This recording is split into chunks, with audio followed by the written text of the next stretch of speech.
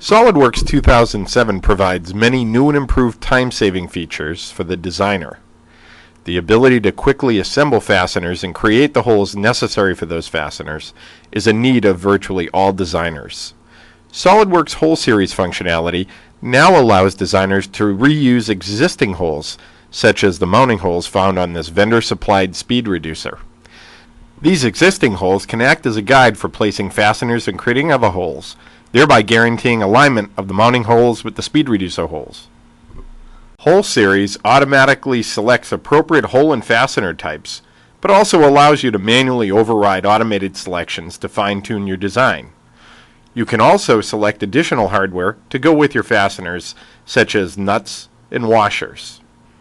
A new display function called Isolate allows me to quickly remove all unselected components from view. Another time-saving feature introduced in SolidWorks 2007 is the assembly level belts and chains functionality. The belts and chains functionality allows you to quickly create belts and chains around pulley and sprocket systems. To create the belt or chain, simply walk through the belt path by selecting appropriate pulley and sprocket surfaces.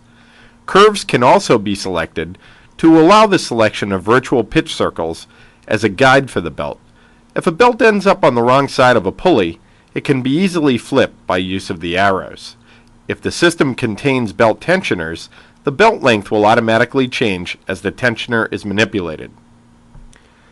Several options are available in the Belt Chain Property Manager, which allow you to customize aspects of your design.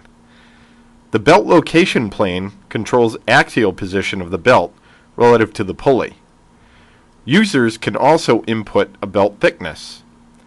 In addition, a dynamic tally is always kept of the current belt length. The belt can be saved as a part. Further detailing of the belt, such as the creation of the cross-section of the belt, can occur in Edit Part or in regular part mode.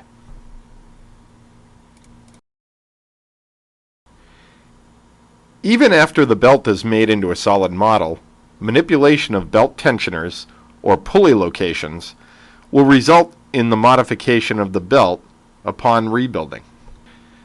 In many cases, designers want to use belts of a known length to reduce cost.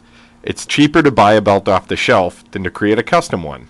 By selecting the driving option in the Belt Chain Property Manager, the user can set the length of the belt and the belt tensioners will update to the correct position for that particular length.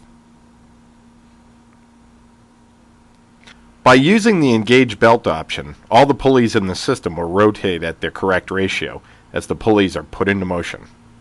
Smarter Hole Series, Isolate, and Belts and Chains. Just a few ways we're improving design in SolidWorks 2007.